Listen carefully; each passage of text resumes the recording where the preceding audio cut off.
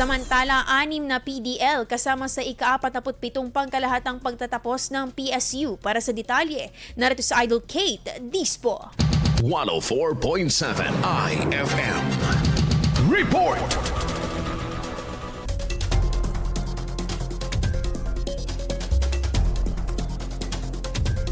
Isang makasaysayang tagumpay ang naitala matapos magtapos ang 6 na persons deprived of liberty o PDLs mula sa Alaminos City Jail sa Pangasinan State University Lingayen Campus sa ginanap na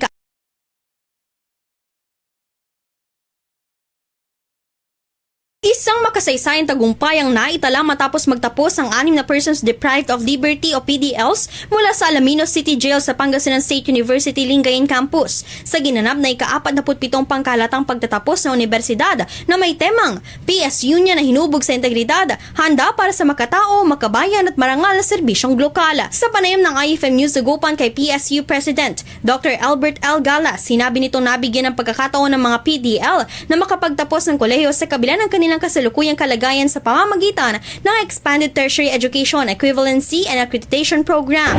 So hindi po hadlang ang edukasyon ang pagkaka-deprive nila bilang PDL sa pagtatapos ng kanilang edukasyon. Ayon pa kay Galas, magkakaiba ang degree na natanggap ng mga nagtapos batay sa kanilang karanasan sa trabaho at sa mga rekisitong kanilang natugunan sa ilalim ng programa. Sumailalim din sila sa pag-aaral gamit ang mga module at iba pang akademikong requirements bago sila naging kwalipikadong magtapos.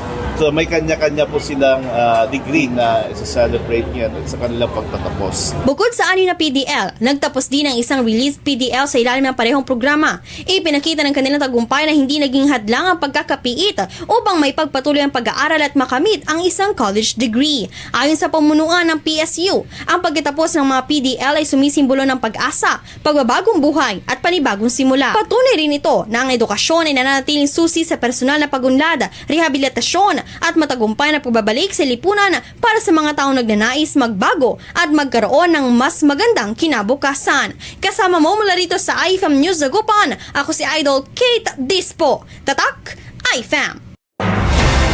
IFM News. IFM News. IFM News.